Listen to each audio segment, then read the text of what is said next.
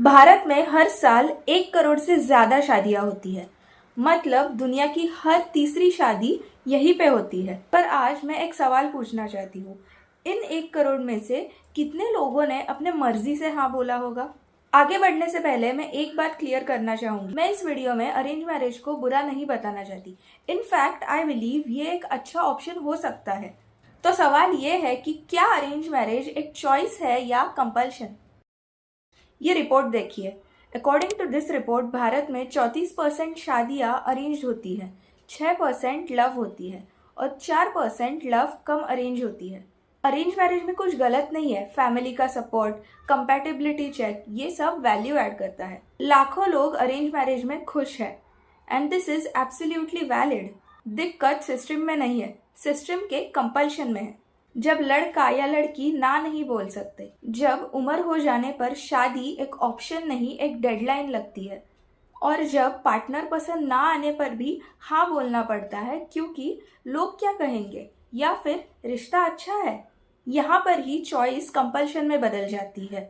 और ये प्रॉब्लम सिर्फ लड़कियां ही नहीं, लड़के भी फेस करते हैं। अभी हाल ही में पुणे में जो केस हुआ वो काफ़ी शॉकिंग था। इस केस ने पूरे मैरिज सिस्टम पर सवाल खड़े कर दिए। मैं रोज सोशल मीडिया पे इस केस को लेके लोगों के लाखों अलग अलग ओपिनियंस देखती हूँ। मैं इस केस के डिटेल में नहीं जाऊंगी क्योंकि न्यूज़ में इसके बारे में काफ़ी चर्चा है, तो आई एम श्योर आप सब लोगों को ये केस पता ही होगा। बट अगर आपको नहीं पता तो मैं डिस्क्रिप्शन में एक आर्टिकल का लिंक पेस्ट कर रही हूँ, आप वहाँ जाके इसके बारे में रीड कर सकते हैं। लेकिन इंटरेस्टिंग चीज़ ये है कि अभी बहुत से परिवार अरेंज मैरिज करने से पहले ज़्यादा सतर्क हो गए हैं। कईयों ने तो प्रोफाइल वेरिफिकेशन, बैकग्राउंड चेक और इवन प्राइवेट इन्वेस्टिगेटर रखने की भी बात की है, ताकि होने वाले रिश्ते में कोई रिस्क ना हो जाए। फर्स्ट ऑफ ऑल, भारत में यही सबसे बड़ा प्रॉब्लम है। हम सब हादसा हो जाने के बाद अलर्ट होते हैं। किसी भी रिश्ते में background verification check, compatibility check, profile check, ये सब पहले होना चाहिए, पर हमारे यहाँ ऐसा नहीं होता। दोस्तों, इंग्लिश में एक कहावत है, prevention is better than cure, जिसका मतलब ये है कि कोई भी प्रॉब्लम होने से पहले उसे प्रिवेंट करो। पर हमारे यहाँ ऐसा नहीं होता, हमारे यहाँ उल्टा होता है। दूसरी चीज, इस केस के बाद सोसाइटी का रिएक्शन सिस्टम पे सवाल उठाना नहीं था, बल्कि उसे और कॉम्प्लेक्स कर देना था। हम ये नहीं सोचते कि शायद बच्चा या बच्ची को अपनी बात कहने का एक मौका नहीं मिला, बल्कि हम ये सोचते हैं कि अब इस सिस्टम को और कॉम्प्लेक्स कैसे किया जाए। और यही वो चीज़ है जो बहुत बार काफ़ी ज़्यादा खतरनाक मोड़ ले लेता है।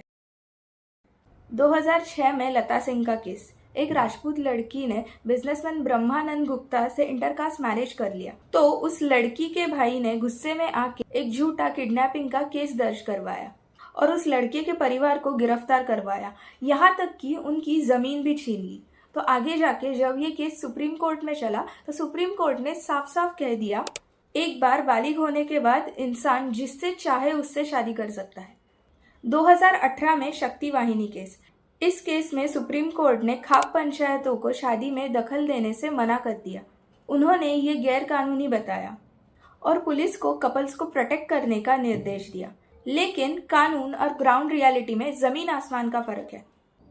एनसीआरबी के मुताबिक 2020 में 25, तो 2021 में 33 ऑनर से जुड़ी हत्याएं आधिकारिक रूप से दर्ज हुई है। लेकिन एक्सपर्ट कहते हैं कि यह आंकड़ा सच्चाई से काफी कम है। सिर्फ तमिलनाडु में ही 5 सालों में एक एनजीओ ने 195 केसेस ट्रैक किए गए हैं, जबकि पुलिस स्टेशन में काफी कम केसेस रिपोर्ट हुए हैं।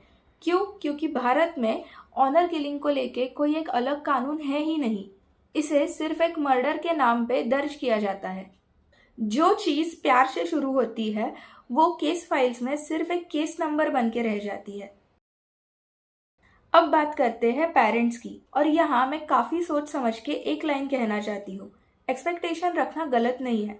इनफैक्ट सभी माँ बाप को लगता है कि अपना बेटा लाइफ में अच्छा करे, सेटल हो जाए, खुश रहे, ये प्यार है और ये गलत नहीं है। गलत तब होता है जब एक्सपेक्टेशन प्रेशर बन जाता है, जब मुझे तुमसे उम्मीद है, ये अगर तुमने ऐसा किया तो, इसमें बदल जाता है। एनसीबीआर के डेटा में फैमिली प्रॉब्लम्स ये सुसाइड का सबसे बड़ा रीजन बताया गया है। 2022 में 31.7% तो 2023 में 31.9%। यही लगभग हर तीसरा सुसाइड केस। ये बताता है कि घर से जो प्रेशर मिल रहा है वो कभी कभी बच्चों के लिए झेलना मुश्किल हो जाता है, इसलिए वो चुप रहना चुनते हैं, क्योंकि बगावत करने का मतलब पूरे फैमिली को डिसअपॉइंट करना। फर्क सिर्फ इतना समझना है कि उम्मीद रखना ठीक है, लेकिन उसी उम्मीद को हथियार बनाना गलत है। 2016 में एक यूथ सर्वे के मुताबिक भारत में शादी को जरूरी मानने वालों की संख्या 2007 में 80% थी, जो कि 2026 में घट के 52% पे आ गई। यानी माइंडसेट बदल रहा है, लेकिन प्रैक्टिसेस नहीं बदली, क्योंकि आज भी सेल्फ चॉइस मैरिजेस सिर्फ 6% है। ये वही चीज़ है जिसे जनरेशन गैप बोलते हैं। मिलेनियल्स और जेन जी सोच में काफ़ी आगे है, एजुकेटेड है। एक अर्बन सर्वे में हाल ही में देखा गया है कि अरेंज मैरिज का परसेंटेज 2020 में 68% था, वही 2023 में 44 पे आके गिरा है, सिर्फ टियर 1 सिटीज़ में। मतलब बदलाव हो रहा है, लेकिन काफ़ी धीरे हो रहा है, और गाँव में और छोटे छोटे शहरों में नहीं, सिर्फ बड़े शहरों में हो रहा है। तो असली प्रॉब्लम ये नहीं है कि लव सही है या फिर अरेंज, प्रॉब्लम ये है कि चॉइस किसके पास है। सवाल ये है कि शादी में डिसीजन मेकर कौन हो। तो जो भी पेरेंट अगर मेरा ये वीडियो देख रहे हैं, तो मेरी उनसे सिर्फ यही एक रिक्वेस्ट है कि बच्चों से बात करो, उनके दोस्त बनो, उन्हें इंस्ट्रक्शन मत दो, नो को एक्सेप्ट करना सीखो। सेकंड, अगर तुम्हारे पास चॉइस है तो उसे यूज़ करो। जल्दबाजी में कोई भी डिसीजन मत लो, या फिर मेरी उम्र निकलती जा रही है, या फिर रिश्ता अच्छा है, सिर्फ इसी रीजन की वजह से हाँ मत बोलो। मेरा तीसरा रिक्वेस्ट सिस्टम के लिए है। ऑनर किलिंग के लिए एक अलग से लॉ बनाओ, उस पे सब रिपोर्टिंग सही रखो।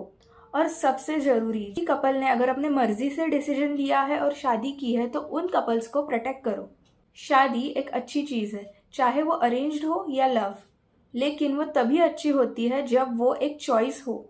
मजबूरी में की गई हर शादी, चाहे वो कितने भी अच्छे घर में हो, बाद में प्रॉब्लम्स क्रिएट करते हैं। तो मुझे कमेंट्स में बताओ, तुम्हारे घर में शादी को लेके बातचीत होती है या सिर्फ इंस्ट्रक्शंस मिलते हैं। और अगर आपको ये वीडियो अच्छा लगे तो इसे लाइक करो, शेयर करो, कमेंट करो। मिलते हैं अगले वीडियो में।